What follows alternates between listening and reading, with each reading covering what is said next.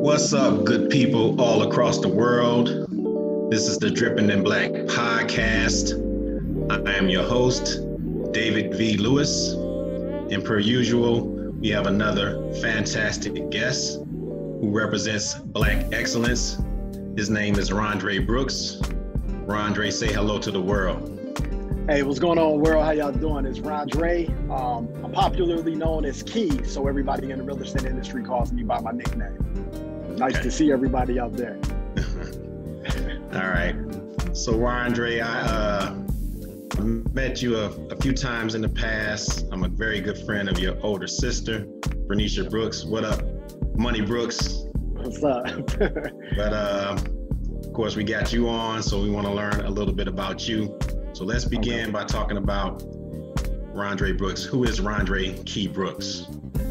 Man, I'm just a guy from the east side of the city, born and raised in Detroit. I went to Osborne High School, and I wasn't necessarily you say, whoop, yeah, Osborne, but I wasn't necessarily like a scholar student. Always knew I was smart, but when it came to just academics, I didn't apply myself. But after high school, I thought I was going to get this job at the Big Three. That was all I wanted to do. Like, yo, I'm going to work at the Big Three, and that's that. But then Y2K happened, and me and my mom was ripping. I'm 18, 19, living in her house. I'm like, you know what? I got to go. So I ended up filling out I did my ACTs because I didn't do it in high school. So I did it after high school so that I can apply for some colleges. So I ended up going to Ferris State just to get out of my mom's house, and did a year there, dropped out. I had dope boy ambitions. I kind of wanted to run the streets during that time. So I was running the streets and had a daughter at 25, realized that I can't run the streets forever, and began to start gradually making changes. And ultimately it worked out for me, and I became a successful real estate agent. Yeah. I'm really excited about your story going out. People hearing about your story. It's a story that needs to be told. You know, us East Siders, we ain't supposed to make it. You know what I mean? I won't go into too much about me. It's not about me, but I definitely attended Osborne. I ended up graduating from Persian. I know that's gonna hurt you, but there's a story behind it. Maybe I'll give it a B-roll story of that experience. But started off at Osborne High School and ended up at a couple of other schools before I graduated from Persian. But so you have a profession in which you do real estate. You're a realtor, but you weren't always a realtor, right? I was some of everything, man. And some other things. So tell the world a little bit about that experience. Before I became a realtor, it was a lot of experiences and jobs and non-jobs that helped mold me into the person that I am today. I used to be a rapper, so I rapped, and I thought I was gonna be like this superstar rapper.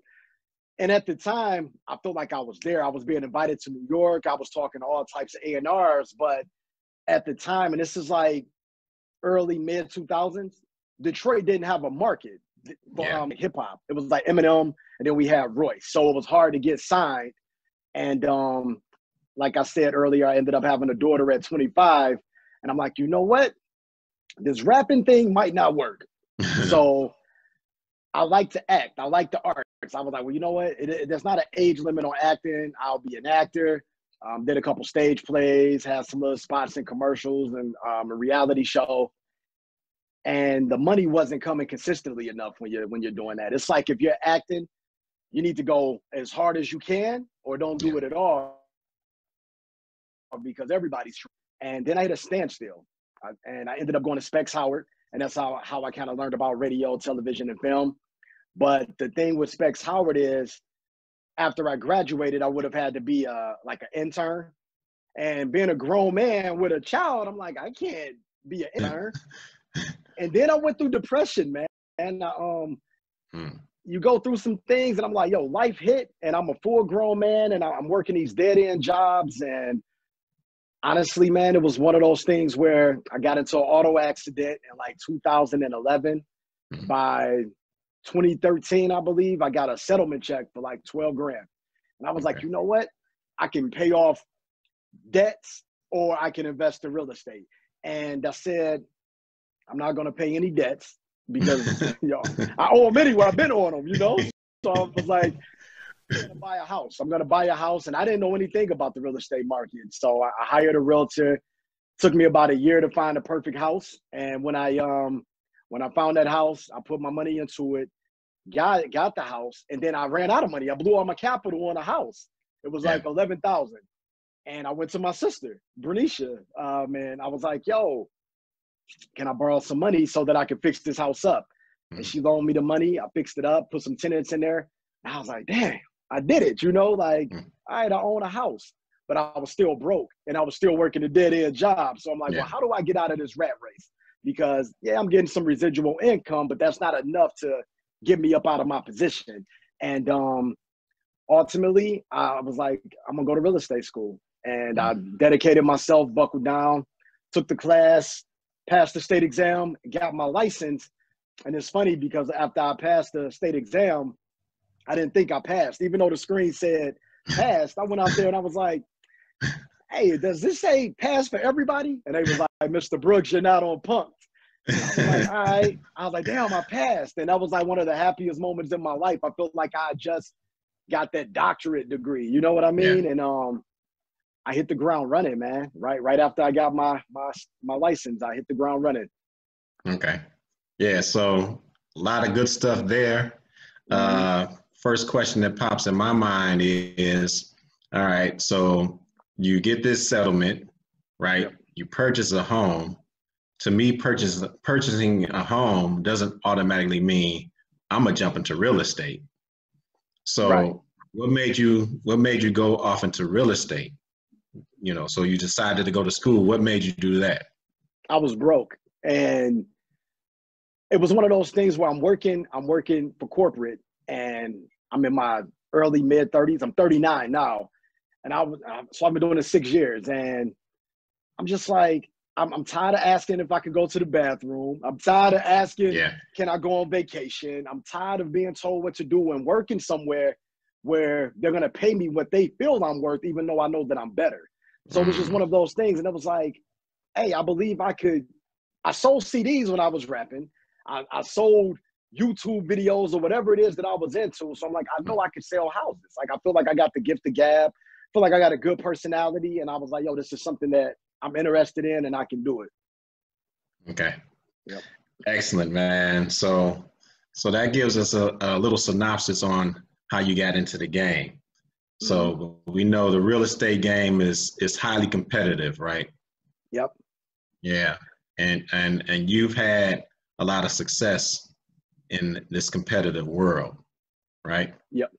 Let's talk about first some of the challenges that you face in the real estate game that people that are not in it may not be aware of. Let's kind of get into that a little bit. I think people aren't aware of the work. I think a lot of people equate hard work to physical labor. And I'm like, you know how tired my brain is at the end of the day? And I'm just exhausted from talking to people and managing expectations and sending emails and meeting deadlines and proofreading contracts, and all of that is the work. And I think the misconception is, you're not really working. You're so good at selling houses, but I'm like, y'all never see when a deal falls through, or we're at the closing table and the buyer doesn't have enough cash to close the deal. That's the part that stresses you out, because I work on commission. So when you're working on commission, it's like, yo, if this deal don't close, I don't eat. And that's always been my mentality. Yep. So what are some things, since you're experienced in this game, what are some things that you do in terms of safeguards? Because, you're working on commission, do you have multiple things going on at the same time to ensure that if one thing falls through, you got another thing that you can rely on? What are some of the things that you do as an experienced realtor to help with your success? Yeah, so I've been blessed. Not only am I doing retail real estate, I took my money, saved up, and I started investing. So I put money into the stock market. I put my money into REITs, real estate exchange traded funds. I put my money into those.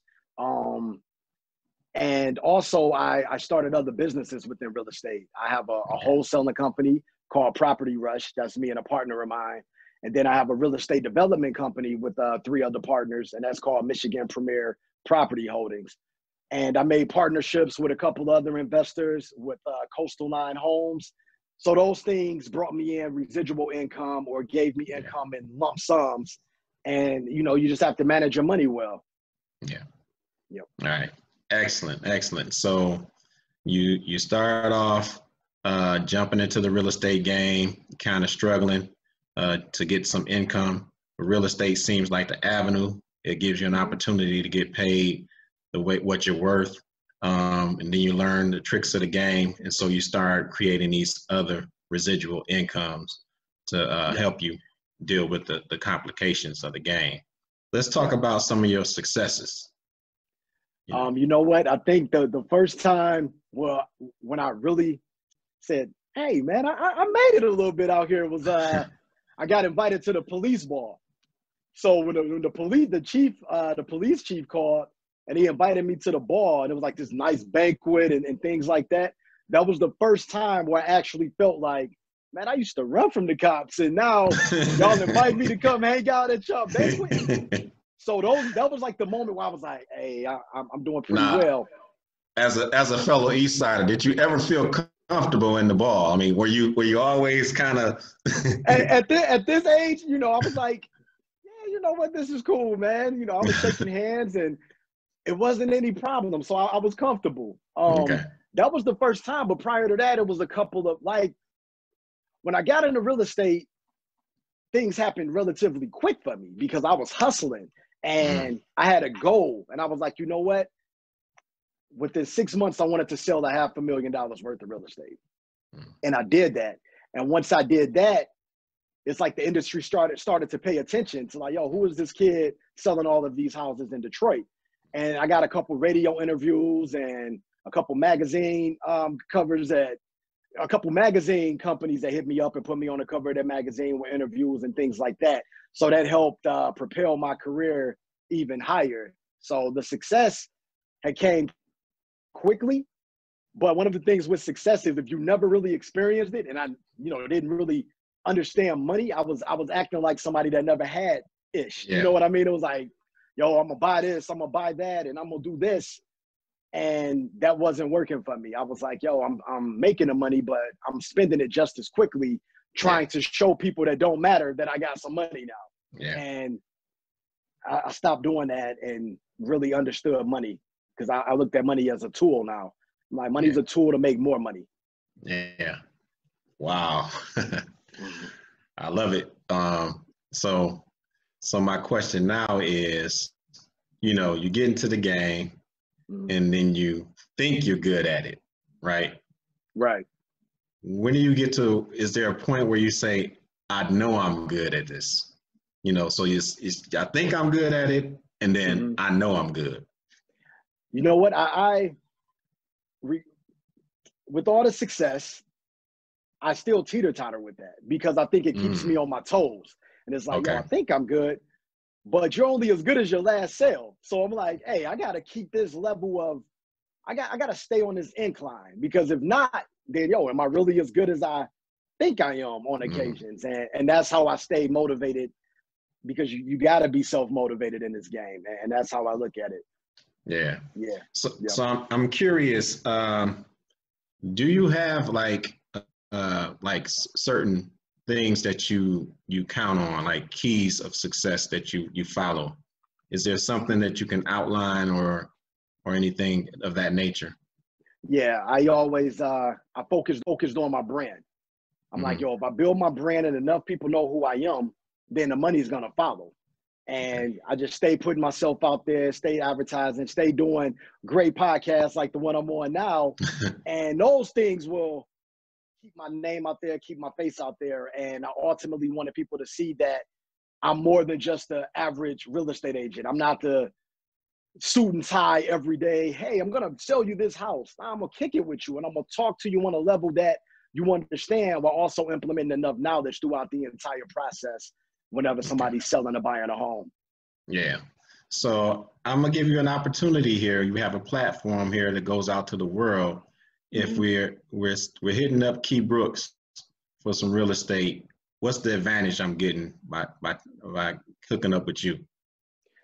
The advantage of hooking up with me is somebody that knows the industry inside and out. I've worked in various markets throughout the Tri-County area. And then, not to sound like I'm bragging, but once I started dominating those areas, I took my talents out to Jackson. So I'm someone that knows the market. I'm really down to earth. I'm not someone that's going to sugarcoat the process. And I understand real estate from every aspect, from being a buyer, from being an investor as well, and then I understand sales. So I think you're getting all of those things, plus good conversation and a good time. Like, I'm the agent that's gonna take my clients out for something to eat. I'm gonna show up at the housewarming, the bridal shower, the Christmas, anything. I'm gonna be there. Like, I build good relationships with my clients.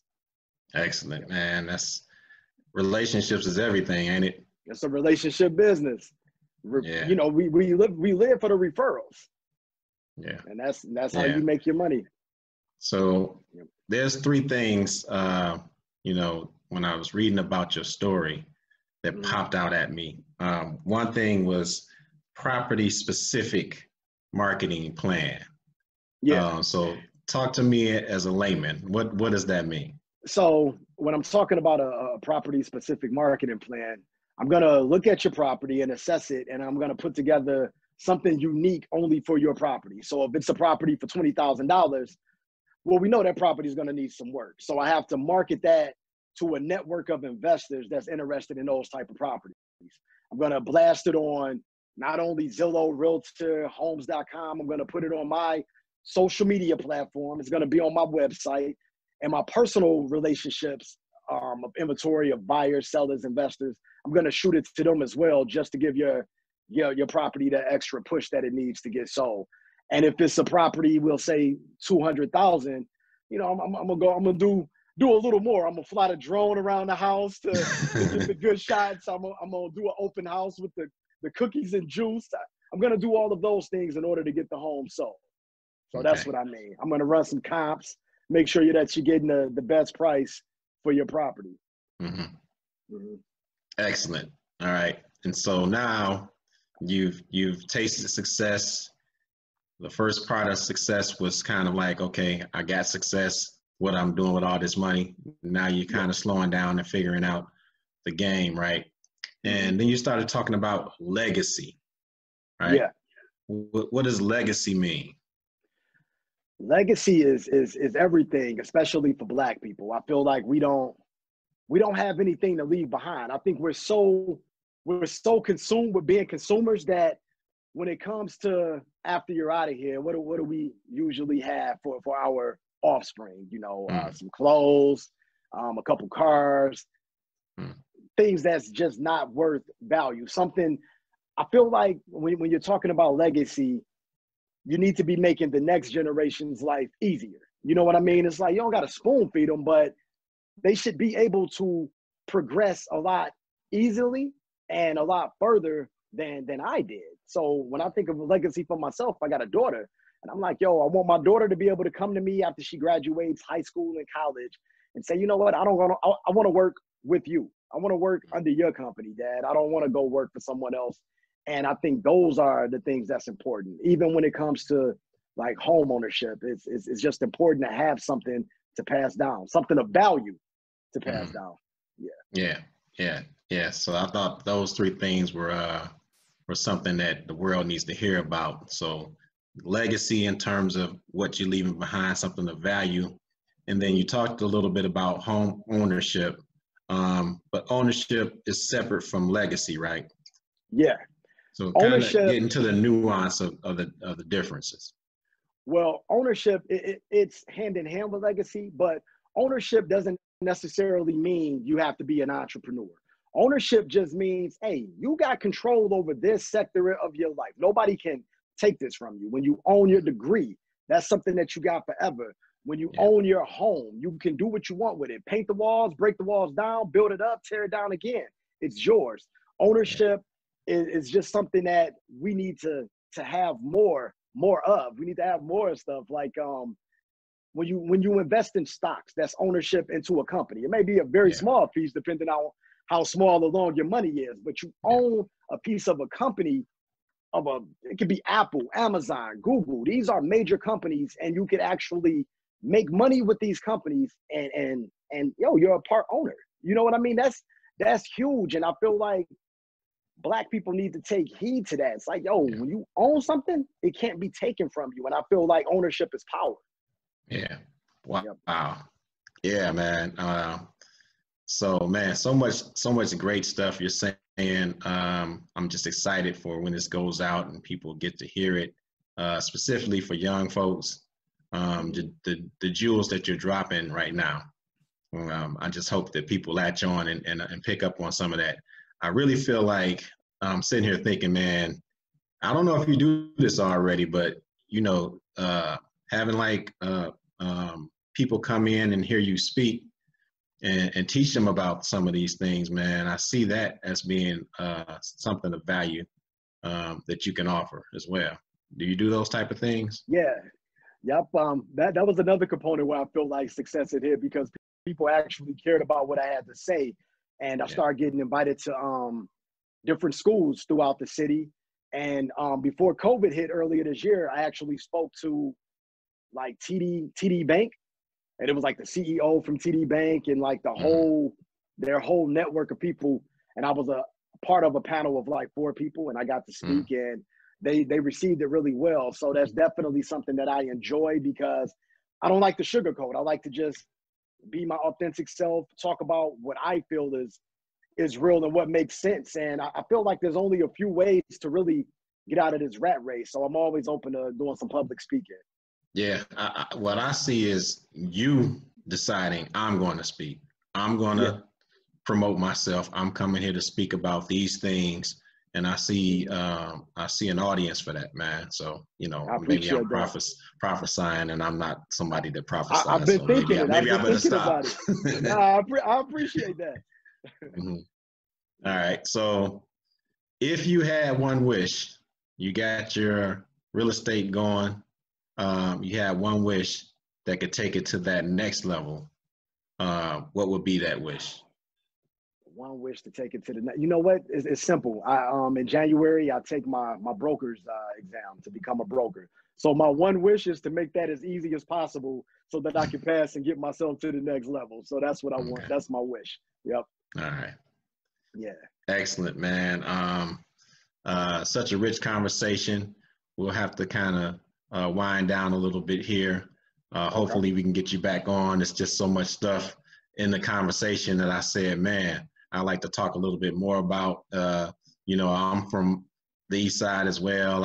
I used to dibble and dabble and rap a little bit as well. So I see some commonalities there. So, just a whole lot left to talk about, but we need to wind down the episode. And so towards the end, we always ask a question to our guest. You already answered this one, so I'm gonna ask it differently. How many magazine covers have you been on? Let me see. It was Realtors Detroit. Maybe about 4. About 4. I got 4 covers. Yeah.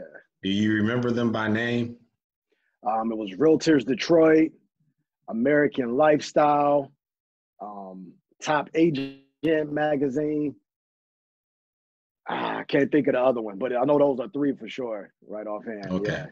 Yeah. Well, now you're on the cover of the Drippin' in Black magazine, and Sean's straight up. Put up.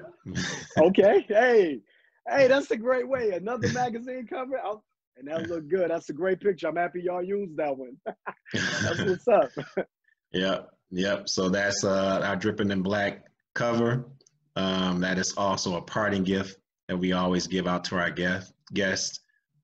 So you will get that at some point in the mail. I'm gonna get it blown up, man, and put it in my office. We appreciate that, man. Yeah. So again, we look forward to great things. We look forward to that broker test going well. and you taking it to that next level and having you back on and having some more discussion, man. But I want to thank you for coming out. Oh, I forgot. Yep. Drop your social media stuff. Yeah, you can find me on Facebook at Key Diego or Brooks Realty and Investments. Instagram and Twitter is at Brooks Realty 365. Mm-hmm. Yeah, Do the and then first you can one go to my again for website. me. Facebook is Brooks Realty and Investments. Mm-hmm. Instagram and Twitter at Brooks Realty 365, or you can go to my personal website at keybrooks.com and you can get all of the good stuff. Okay. All right. Excellent. Again, thank you for coming out, and we look forward to seeing what's happening with you in the future. I appreciate it, man. Good times. All right. Thanks. Up next, The Last Drip.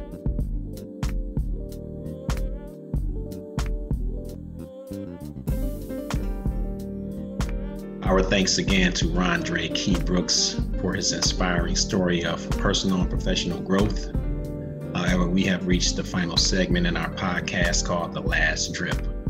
The last drip, as you know, is the last opportunity to squeeze in a drip more of Black excellence before we leave you. We tie it in with our vast and rich African-American history and how it relates to our guest and their story. For this episode, we learn about Philip A. Payton. Born in Westfield, Massachusetts in 1876, by the 1890s, Payton, like our guest Key Brooks, was a young college dropout trying to find his way in the world. In 1899, Payton moved to New York City at the age of 23. He worked briefly as a handyman, a barber, before landing a job as a porter at a real estate company. He worked there for a couple of years, and then he would take a course in 1902 and pass that course. And after passing that course, he would quit his job at the real estate company to become a realtor himself. In 1903, he formed the Afro-American Realty Company. Under Payton's guidance, this company acquired leases on Harlem properties owned by whites and rented them out to African Americans, granting African Americans opportunities to live in spaces where they normally would not have that opportunity. A 1906 lawsuit ultimately would lead to the demise of the Afro-American Realty Company, and by 1908, his business operations had ceased. However, Payton would continue his work as a realtor, owning and managing buildings in Harlem under the Philip A. Payton Jr. Company, whose logo, PAP, P-A-P, would become a recognized trademark for Payton. Payton was committed to combating racist attempts to deny Blacks from living in the burgeoning Harlem community. By the time of Payton's death, a substantial area of Harlem was occupied by African American residents and businesses, setting a stage for the Harlem Renaissance of 1920s, when the community became known as the Negro capital of the world. For his efforts, Philip A. Payton is remembered today as the father of Harlem. He is also this episode's last drip. My thanks to encyclopedia.com, NewYorkAlmanac.com, that's ALMANACK.com, and blackeconomics.co.uk for the knowledge. And as always, get up on your Black history. It is vast, it is rich, it is there for you to learn, despite being denied it in many of our school systems. And as always, be good, be good, be good. It is a choice.